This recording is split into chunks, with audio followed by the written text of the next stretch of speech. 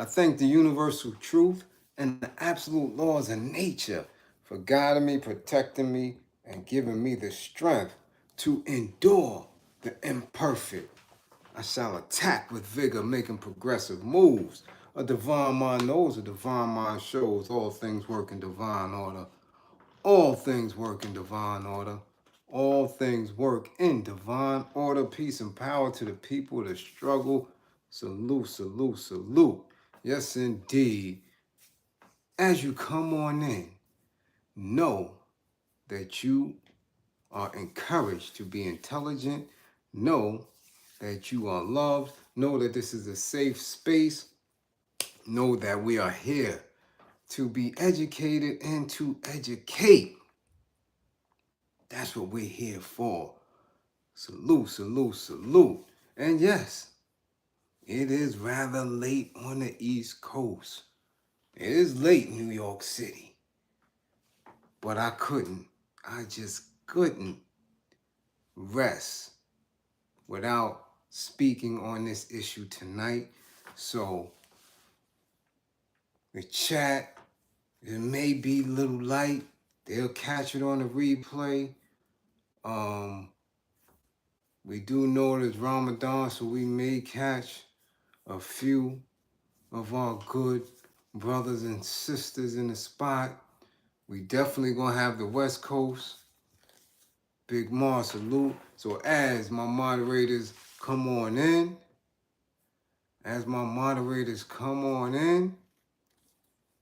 make sure all the information is in effect. All right? Now this is a very, very serious discussion that we are having tonight. Right? And you know I deal with equity and strive for balance.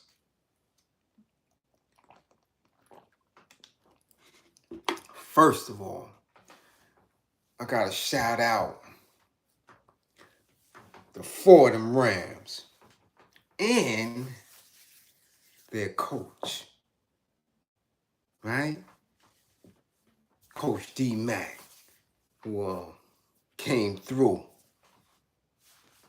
dropped some gems on me, huh? Dropped some gems on me, and soon we'll have him on the platform for an extended interview so he can let you know about his work and the various programs that they have uptown. He's doing amazing work for the youth. You understand? Growing them up with a sense of purpose, direction. So we're going to, share our space and let him tell you exactly how it's done and, what drives him, And shout out to the wife too. We may be lucky enough to get her as well. But you see, it came through and laced me up. Oh, I'm gonna show y'all the whole fit. Take care. I got kicks, sweats, all that. But you see how it fit, right? All right, nice, snug, huh? Got the comrade looking right. Okay, got the comrade looking nice and right. So, remember,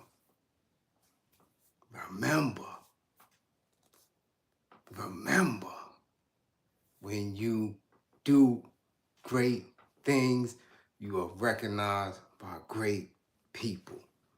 Always remember that, right? And I tell most of you that. Most of you know that, especially people that have access to me on a regular basis. All right? But now let's get into our topic for tonight. Like I said, we deal with equity, and a couple of nights ago, we built on Jonathan Majors and his charges from allegations of abuse, domestic abuse. And we gave him the business. And just for having these allegations, we know how mixy Hollywood could be. And in 2023, we always have an expectation that our men would know how to perform, especially when they have accumulated a certain amount of notoriety. So we gave them the business. And to be balanced, to deal in equality, equity, we have to speak on the fact that women abuse men as well. All right? And it is seldomly heard. It is usually swept under the rug. But in my work in domestic violence, man, I've seen many cases of men, regardless of how big, regardless of how strong, regardless of their history, get abused, right, in domestic situations.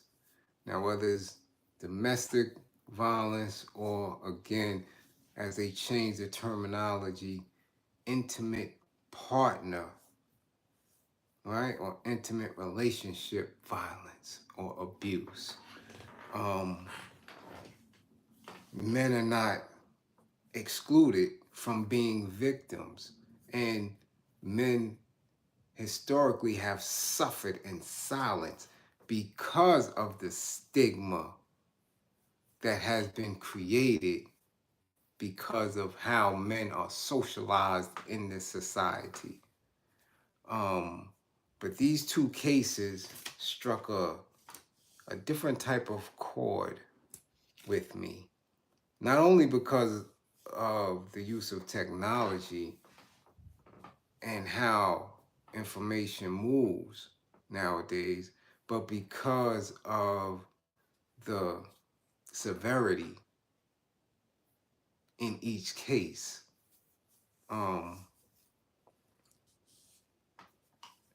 And I want anybody who's in the chat or who watches in the replay to know that if you are in a situation and it is toxic and it is abusive and there is consistent violence, you can get help. You can call any hotline, and somebody is there trained to help you, to speak to you. And anybody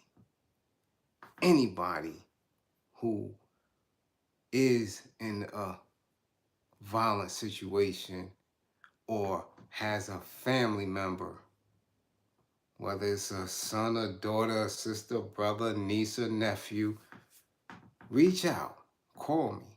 You understand? Hit me on social media and we'll get an assessment together. And, based on how that assessment reads,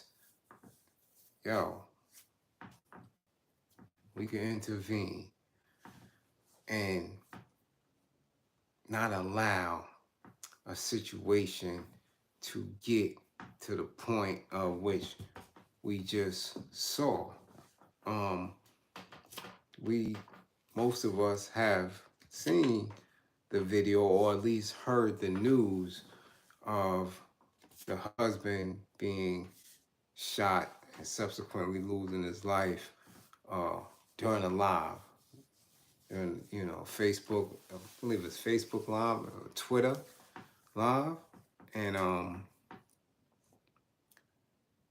in watching that and in listening to it, and then reading some of the many broadcasts media outlets descriptive of the incident, that could have been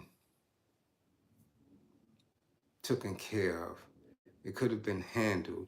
There were many points of which I saw that just the slightest intervention could have de-escalated that situation. So when we are witnessing it, and in the time that you witnessing, you really didn't hear a specific point where it escalated or where it seemed to escalate to that degree.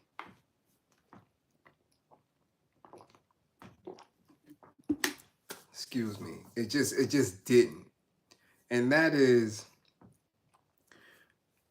the danger that is always present when people are angry and they are triggered, which is why when we give uh, these trainings and these counseling sessions, when it comes to domestic violence, there's always anger management attached to it, because you cannot have one without the other. You cannot address the needs of one without addressing the needs of others, right? And in my work, I have witnessed men who were abused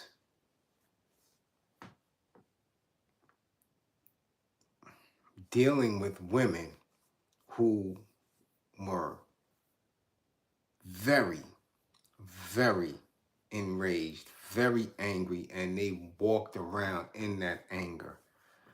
Um,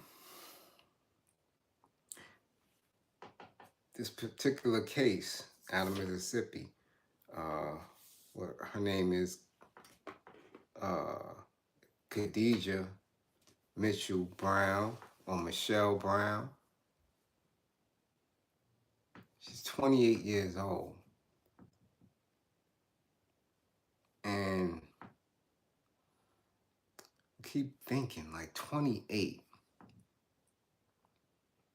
28. Now, I've known and I've seen and witnessed people bust their hammer, shoot that gun, man, from as young as 13, 14. Mindless, right? Heartless, just bust that gun. But however, when you are a woman, 28, and you have children or a child by someone, the themes, the themes that these individuals live through as a unit has to be so toxic, and they have to misunderstand each other at so many different layers, that when again, I have not witnessed them, neither have any of us witnessed them to that degree to know how intense their disagreements, their fights, their arguments may have been in the past. So there's no way for us to get a true assessment of how angry she was. But as we notice and is witnessing over and over again, when people pick up a gun, they already have a preconceived notion or thought or idea of how and when they're going to use it and who. So that means within that relationship, there was so much going on that at this point, she decided to shoot him. Man. And not only alone, but to do it in the company of others. And on Facebook or Twitter, whatever social media app they was on. You dig? It's like, what are we doing? What is she doing? Where was the stop button? And the troubling piece about it is that she could be any one of the women who our men, who our sons, who our nephews choose to be with at any given time. That's how serious that is.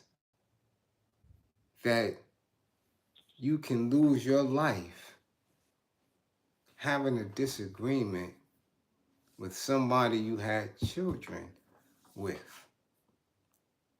Now, we know time and time again, and we've seen it time and time again, where we have these men that go over the edge.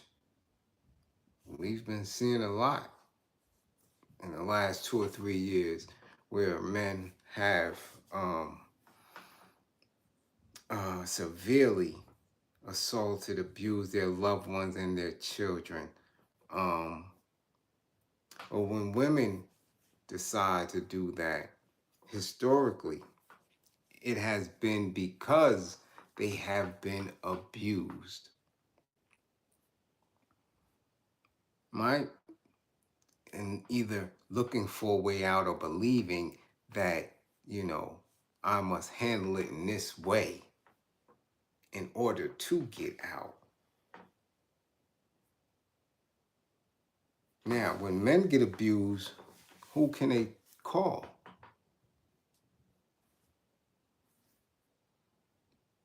That's the dilemma. Because that may not have been the first time she pulled a gun on him. You heard him say when the screen went black, keep your hands off me. Don't touch me. Right? You understand that? That might not have been the first time she drew a gun on him. Most men who get abused, pardon me, never tell a soul about it. There's a stigma, there's an embarrassment that is attached to it when a man is saying, I got abused. My girlfriend, my child's mother, my wife is hitting me, is beating me, And there have been reports where men have gone to the cops and cops have told them nothing, laughed it off, didn't investigate, And then who do you tell in your immediate? How many men are comfortable saying to their parents, mommy or mom, my wife beats me, or dad? So how do they get help? They either continuously get beat, or one day they decide to fight back. Or, in a better scenario, leave. There is a unwritten rule, okay, that if a woman hits you, you're supposed to take it. That's just what it is. If a woman hits you, you're supposed to take it. Because you're a big, strong man. As if women don't know how to hit, as if women don't hit hard, as if women, because they realize that they're smaller in stature, may decide to pick up a belt, a hammer, a pan, or because of their stature and their smaller, their demeanor, right, may hit first and hit often.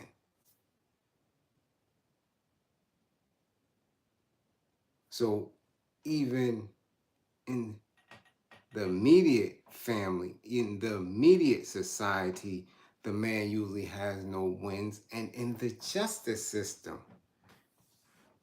it appears that he has no wins. So what do they do? How do they operate?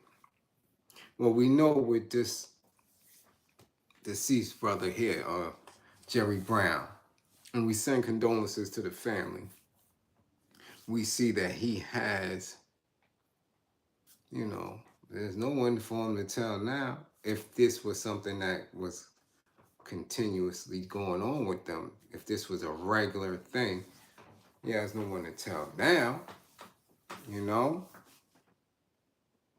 and he paid the ultimate price for it.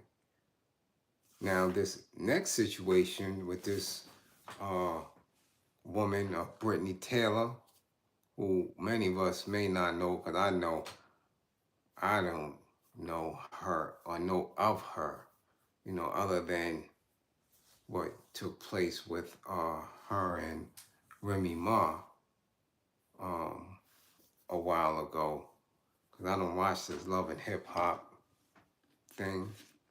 I haven't watched it in years. She attacks the father of her children with a baseball bat, assaulted him, left him bloody with a contusion and a split open wound in front of his mother. Now, he has 2 children from her, a 2-year-old and an 8-month-old. And from the reports, they're saying that they were estranged. He wasn't with her, but like most men, is making an attempt to be supportive. But he hadn't seen her in a while, and upon coming to see her, arguments, he tried to walk away, she assaulted him. Again, nobody should be hitting nobody. No one should be hitting no one. But when women do it, they seem to walk away. Now, I don't know. I'm most definitely sure Ms. Brown out there in Mississippi, she won't be walking away anytime soon. But then Brittany Taylor, we'll see, because what is he to do? Right? Is he to go to the authorities? Is he to go to the grand jury and get her indicted and, force her to go to trial for assault with a bat? Is he going to sit there and be labeled a snitch?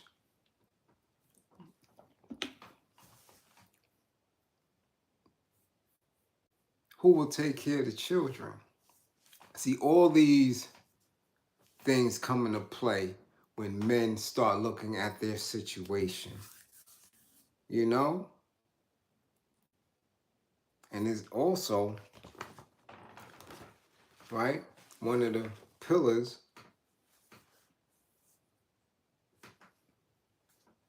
in the power and control that has to do with physical violence, right? Using coercion and threats or using intimidation. Because what's more intimidating than somebody running upside your head with a bat? So at that point, and in the future, he's going to be very apprehensive when it comes to speaking to her, regardless of how she's presenting. He's fearful. The last time I spoke, family, kids involved, my mom was there, you hit me with a bat. So that's how she's communicating. She's communicating with violence. And in order for this man to visit or see his 2-year-old and 8-month-old, he has to be scared. You understand? Is he to be scared?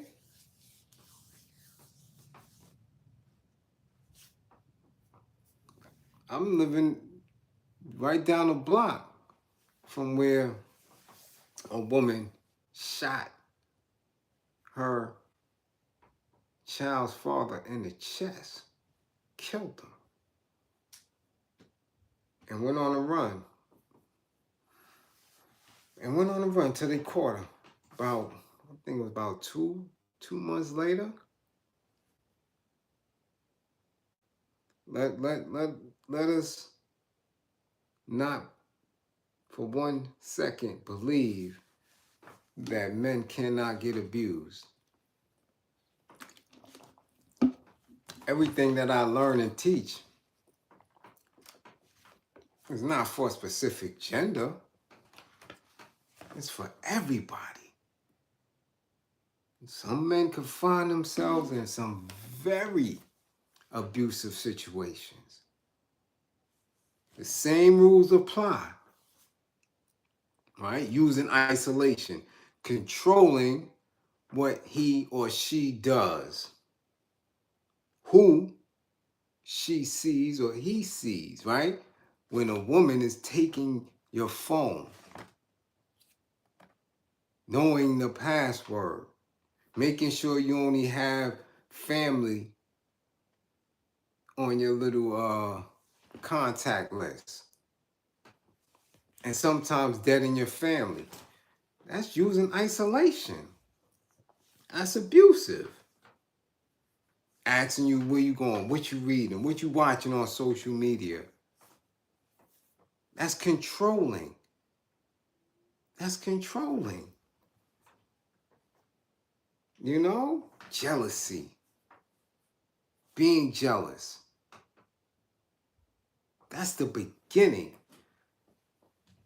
By the time a relationship gets violent, that's at the last stage of power and control. There's a build-up to that. People just don't meet each other and be like, hey, how you doing? Yeah, what's going on with you? Yeah, okay, I like you. You like me? Okay. Nah, that's not how that works. That's not how that works. There's a build-up. There is a build-up, a continuous build-up. There's testers, there are feelers, because that is in their behavior, because it has happened before. They have done it before. Some were raised in it. Some watched. You dig? So they're traumatized. Some watched and thought that that's the route that they should go. But the characteristics and how to get there, 9 times out of 10 is always the same. Power and control, right? or it might have happened before. So you minimizing, denying and blaming, making light of the abuse, and not taking his or her concerns about it seriously, right? Saying that it didn't happen. Shifting responsibility. I wouldn't have had to hit you in your mouth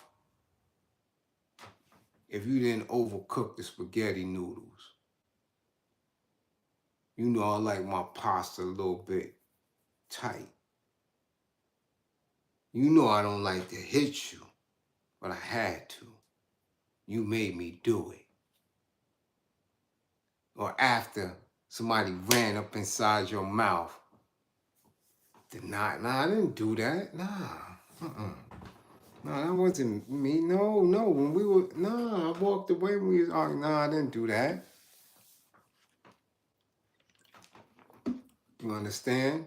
Or them girls that always have to hit. That is not cool. Every time you talking, they say, shut up. And nah. And you have to get on that early. We have to teach the young men the same way we teach the young women. Love is not pain. Love is not fighting. No one should be putting their hands on you. Because if we don't speak to our little young boys like that, then they too will grow up to be abused or abusive. So these lessons have to be taught to them as well. We have to unpack and throw away a lot of the beliefs and values that we inherited from these people. So no, definitely, it's not okay for boys to hit girls, for men to hit women. No, but it's also not okay for men to be hit by women or for boys to be hit by girls. Because as you see, most of these girls, most of these women are not being socialized the same way they were in our past, right? They're athletes, they're intelligent, they're outspoken, they're fighting. You understand? They had to take on different behaviors because of the conditions that we're living in now, where you lost hundreds of thousands of men to prison. Hundreds of thousands of men you lost to prison. And that creates an element of fear amongst the women that are in the community, because when there's no man, who's to protect them? So they, in turn, protect themselves, become, aggressive to a different degree. So yeah, you got some of these sisters out here that'll punch you right in your mouth. And you're like, yo, what? Fight back, you're going to jail. Why? Because you claim she abused you, but there's no record of it, sir.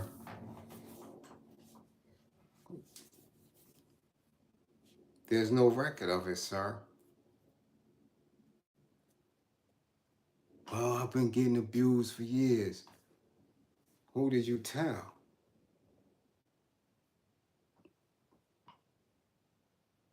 Who did you tell? There is a time when you have to speak up for yourself. There's a time where you have to alert somebody and say, yo, hold on, this situation isn't right. To get some assistance in that. I've had guys in class literally crying, breaking down in tears because, of the abuse. and how angry they were, and was really making an attempt to love on this woman, to take care of this woman, right?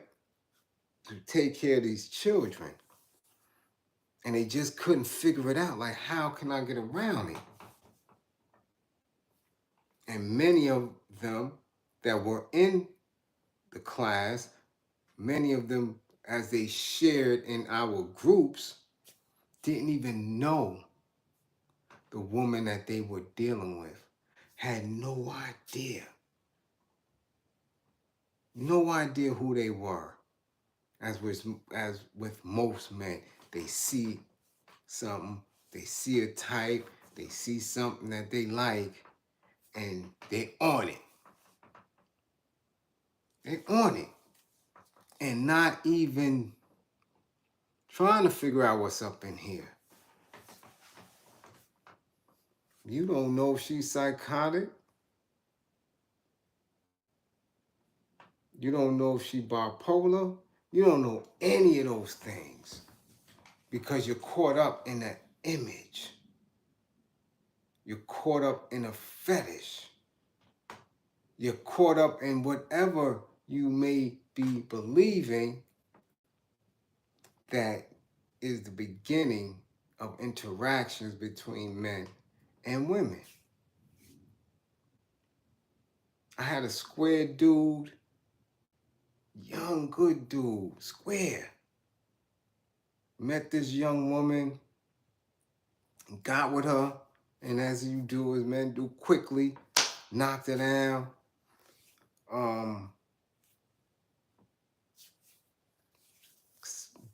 Birthed a child, and come to find out, she was gang affiliated. From the top to bottom. From her father, her mother, her brothers, everybody in the crib is gang affiliated. This dude is a square. Didn't know all that until the baby was born. Now he's consistently in fear for his child's life because people are shooting at the house. All type of crazy. The family's off the hook. They're always fighting, and this dude is a complete square. But didn't know who he was dealing with. Like most men, they never check. They never have in-depth conversations. They never look around. They have an image, they have a fetish, or they have ulterior purposes when they're dealing with women.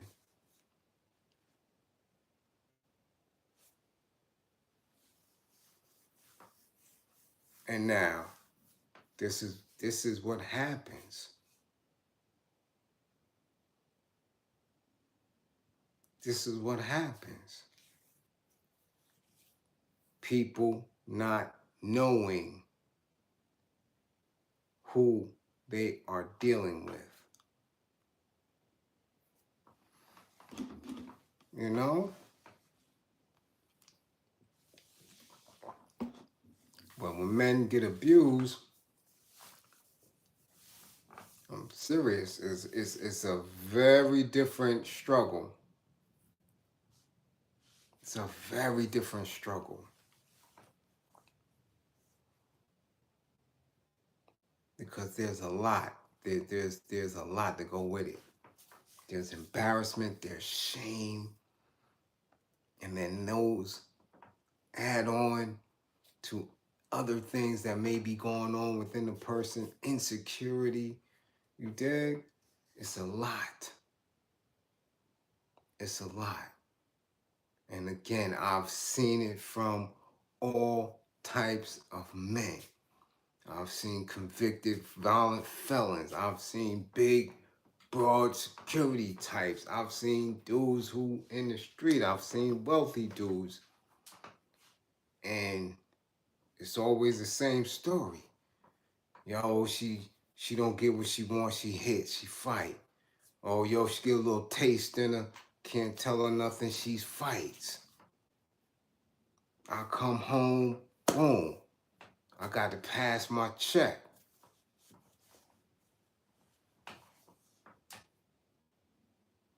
Have you told anybody? Nah, I haven't told anybody.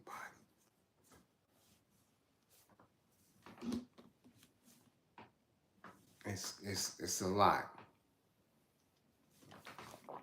It's a lot. These two cases are just the extreme. That's the extreme. But again, there's a pattern, there's behaviors, right? And there are ways that abusers socialize you up into their space. Gotta know the signs. Gotta know the signs. Gotta know the signs. And you have to talk about it in depth. That's why I say, yo, book you an assessment. Book you an assessment. Let's see where you're at with it. And in that, then I can really get to the meat and give proper instructions, directions, exactly what to listen, what to feel, and how to move so you don't get lost in it. But de-escalation is a must. It's a must. You know, we're watching all this run its course with gun violence, and we're hearing them speak on the weapons, and you got people who are, you know, elected officials, here we go again, saying, yo, no, it wasn't the gun, and most of the cases is mental illness, and, you know, we just can't get rid of these guns, we need them. Mental illness did it. So if mental illness did it, why don't y'all fix the society? You understand? Why don't you fix the society that is the catalyst, that is the basis, that is the foundation of mental illness? People are mentally sick because they're in a society that's sick and built on greed and built off of others people's inequities and unbalanced way of living. They eat off of that. So they the guns may be, it might not be. It may be the mentally ill. So then address the mentally ill. Address that. Usually the countries with the most wealth, right?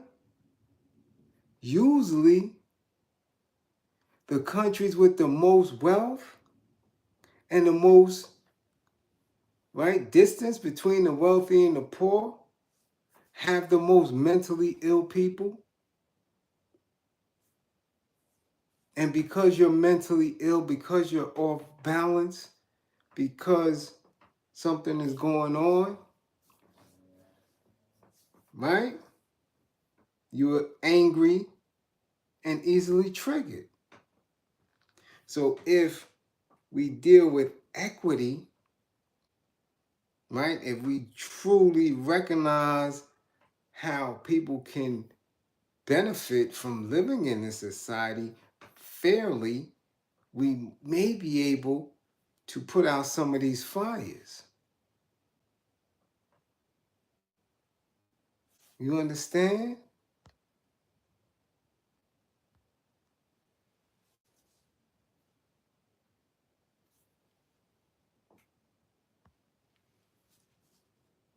And that's just what it is. That's just what it is.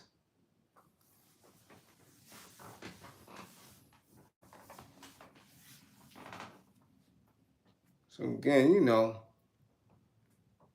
when we speaking on men getting abused, reach out. Don't sit in it. Don't sit in it. Don't sit in it. Well, Tamika, most abusers claim it's love.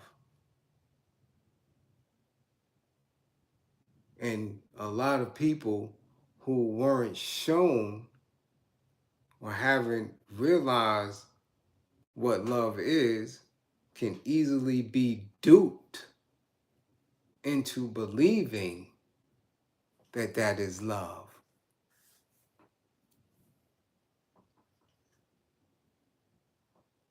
And we listen, listen. I can tell you stories, and again, you may be able to make the distinction between the two, but everyone isn't. Everyone isn't. And you can DM me, and I can show you a video from a very established domestic violence advocate, uh, and where her husband didn't show any of that until, like I said, he was firm and comfortable, and he gave her years of hell, put guns in her mouth and everything, you know. And this is someone she said never showed any sign of that, you know, during the process. Never showed any signs of it until wet night. And it was all downhill from there. And was so isolated and away from friends and family, and that was it. No money. You don't have to work. I'll take care of you. You don't need a phone. You're in a house. You don't need a car. I'll get the groceries. All type of stuff. And before you know, you turn around and that's the only one you around and with. And the same goes for men. Same thing happened to men. If you're around somebody that's abusive, they are very manipulative, and they manipulate people very well. And you look up, she getting all of your money, all right? You have no friends that you can call.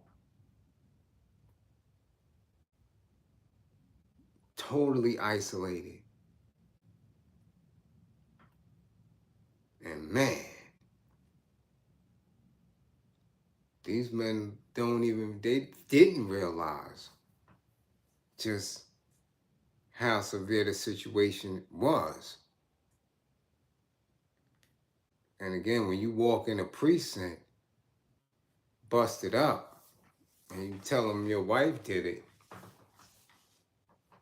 what's usually the response? A laugh over, what did you do? Like, huh?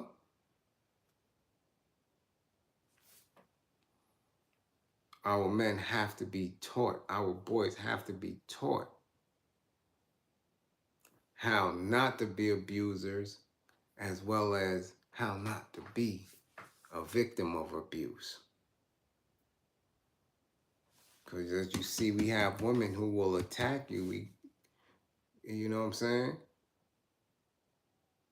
Regardless of who's there. She hit him with a bat in front of his mother. This is where we going.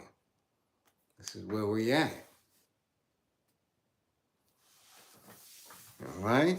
So, again, I couldn't lay down without discussing that. Again, I hope Jerry Brown's family I hope they're able to heal at some point from this. Uh, that, again, it doesn't help that people are still pushing a video. And now that it's viral, but man, please, if you know that you're able to do something like that, whether you're a man or a woman, reach out. Reach out. Because that was a simple de-escalation for somebody who's equipped and could have saved his life.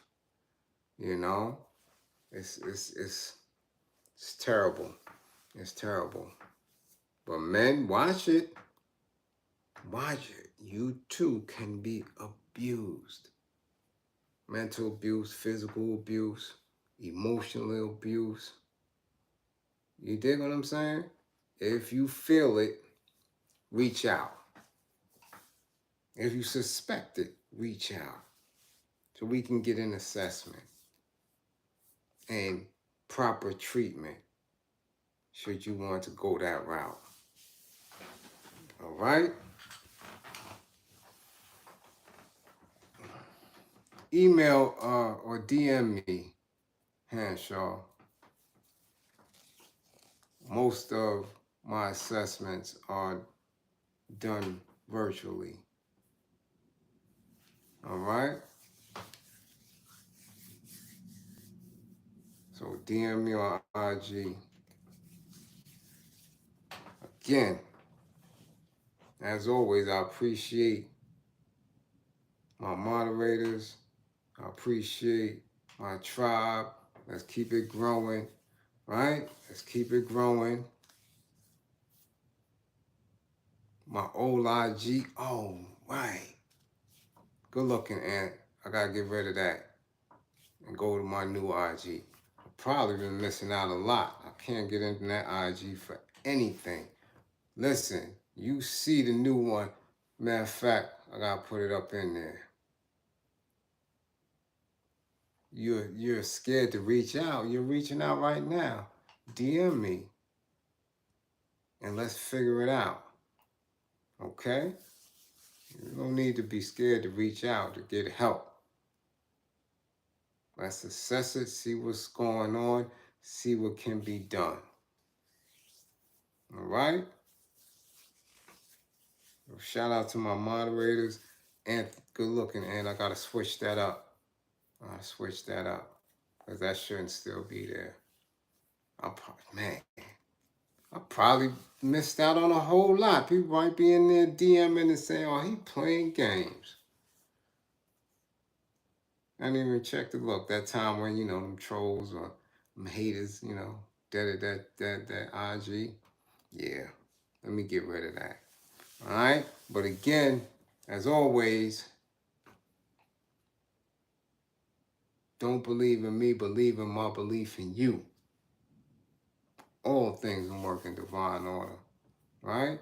Structure yourself. Be patient with yourself. And then seek solution.